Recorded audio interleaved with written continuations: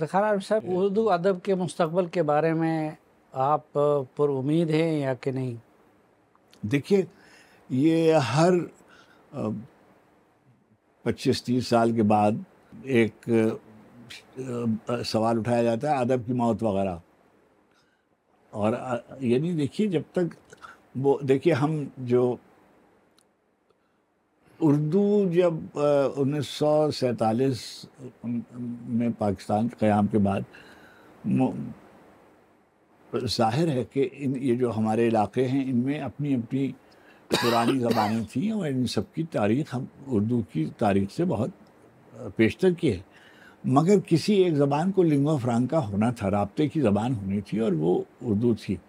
اب اس سلسلے میں تو دو رائے نہیں ہیں کہ ہمارے ہاں اب یہ بات مان لینی چاہیے، کیونکہ جو مغربی تہذیب اس زمانے کی غالب تہذیب ہے، اور علم جو ہے وہ انگریزی زبان میں یا انگریزی زبان بولنے والے خطوں میں یا یورپی زبانوں میں خلق ہو رہا ہے، تو اس کے وہی ہم لیتے ہیں. تو انگریزی پر دسترس ضرور حاصل کرنی چاہیے، مگر اپنی قومی زبان کی قیمت پر نہیں. نتیجہ یہ ہو رہا ہے کہ خراب انگریزی لکھ رہے ہیں اور اصرار کر رہے ہیں کہ ہم اسی میں لکھیں گے، اور جو سمجھیے وہ جو ڈیوائڈ اینڈ رول. اب میں سعید صاحب کبھی کبھی سلیکشن بورڈز میں جاتا ہوں، آپ یقین کیجئے گا میرا دل اتنا کڑتا ہے کہ انتخاب کے مرحلے میں کوئی آدمی فرض کیجئے لورالائی کا، پشین کا، نوشیرہ کا، مظفر گڑھ کا کامیاب نہیں ہو سکتا، اس لیے کہ وہ انگریزی اس طرح سے نہیں بول سکتا جس طرح سے انگریزی اسکولوں کے پڑھے ہوئے بچے بول سکتے ہیں. نتیجہ یہ ہوتا ہے کہ وہ جو بچہ ہمارا آتا ہے امتحان دینے، یعنی اپیئر ہوتا ہے CSS میں یا کسی اور کمپٹیشن میں، تو وہ انگریزی میں اس کی کمزور ہوتی ہے، لکھنے کی بھی اور بولنے کی اور زیادہ. اس لیے کہ انگریزی جب آپ کے گھر میں تو بہت کم لوگ ہوں گے نا جن کے گھروں میں انگریزی بولی جاتی ہوگی. زیادہ تر تو ہم اپنی زبانوں میں بات کرتے ہیں، اپنے گھروں میں بات کرتے ہیں، دوسری جگہوں پر ہم جاتے ہیں تو ہم رابطے کی زبان میں گفتگو کرتے ہیں. مگر ہمارے ہاں ابھی بھی اعلیٰ ملازمت کے لیے انگریزی لازم و ملزوم قرار دی جاتی ہے. اور میں نے بہت دیر کام کیا ہوا ہے اس سرکاری ملازمتوں کے مختلف منزلوں میں. میں دیکھتا ہوں کہ دن بدن انگریزی کی جو استعداد ہے وہ کم ہوتی جا رہی ہے، غلط انگریزی لکھی جا رہی ہے اور چھاپی جا رہی ہے مگر لکھی جا رہی ہے. نوجوان جو شعراء ہیں اس میں آپ کو کوئی ایسا سپارک یا صلاحیت نظر آتی ہے کہ جو آگے جا کے؟ جی میں گزارش کروں کہ بہت اچھے لڑکے لکھ رہے ہیں. میں آپ کو بتاؤں کہ ہم لوگ، یعنی میں جب جوان تھا اس وقت میں یہ کہا کرتا تھا کہ جو 70 کی دہائی والے شاعر ہیں یہ بہت اچھے شاعر ہیں. اب یہ 70 کی دہائی والے شاعر کون ہیں؟ مثلا جیسے ادیم ہاشمی اور خالد احمد اور امجد اسلام امجد اور نصیر ترابی اور پروین شاکر اور شاہدہ حسن اور ثابت ظفر، سلیم کوثر، جلیل علی، احسان اکبر، حسن عباس، ہم سب 70 کی دہائی کے لوگ ہیں اور ہم نے ٹھیک ٹھاک شعر لکھے اب مجموعی طور پہ. مگر اب جو نوجوان ہیں بڑے شہروں کے مقابلے میں مضافات میں بہت اچھا شعر کہا جا رہا ہے. اب یہ دیکھیے کہ اس وقت جیسے عباس تابش ہے، جیسے عباس تابش ہے، ادھر قمر رضا شہزاد ایک لڑکا ہے، احمد حسین مجاہد ہے یہاں، اور یہاں طارق نعیم ہے، اختر عثمان ہے، ابھی اس کا انتقال ہو گیا، اجمل سراج ہے.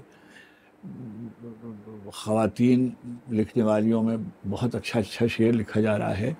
اور میں سمجھتا ہوں کہ اور ناول تو گزشتہ 10-15 برس میں جتنے اردو میں لکھے گئے اتنے ناول تو کبھی لکھے ہی نہیں گئے. پوری اردو ادب کی تاریخ میں جتنے ناول گزشتہ 25 برسوں میں جتنے ناول اور جتنے اچھے ناول تنوع کے ساتھ لکھے گئے اس شہر میں بہت اچھا افسانہ لکھا گیا، اس شہر میں بہت اچھے ناول لکھے گئے. تو میں سمجھتا ہوں کہ کوئی مجھے تو کوئی یہ نعرہ لگتا رہتا ہے مگر اس میں کوئی حقیقت نہیں ہے.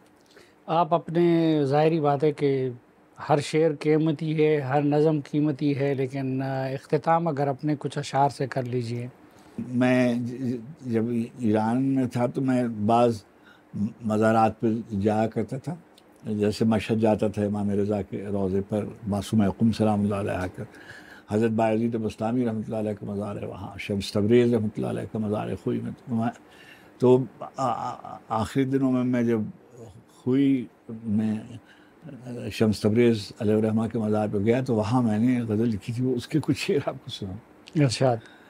میان عرصے موت و حیات رقص میں ہے، میان عرصے موت و حیات رقص میں ہے، اکیلا میں نہیں کل کائنات رقص میں ہے.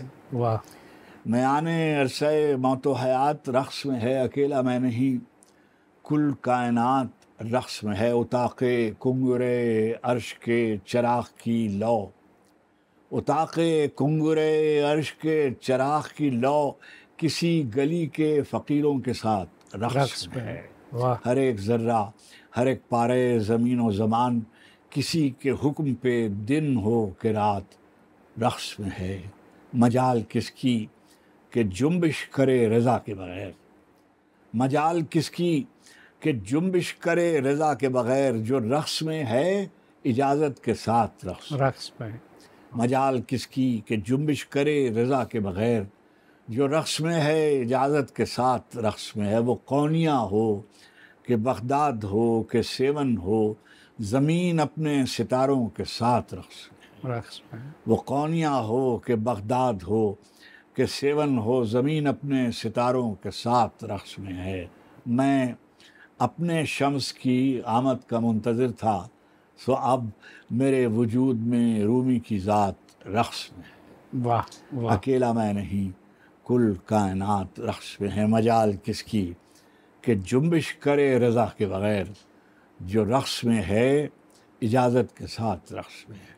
ایک ویسے تو مناسب نہیں ہے لیکن آپ نے آخری فرمائش میری پوری کر دی، لیکن جو مٹی کے بارے میں آپ نے کہا ہے کہ ماں سے اور مٹی سے، جی ہاں، جو شخص میرا مالک جب توفیق ارزانی کرتا ہے، میرا مالک جب توفیق ارزانی کرتا ہے، گہرے زرد زمین کی رنگت دھانی کرتا ہے. واہ.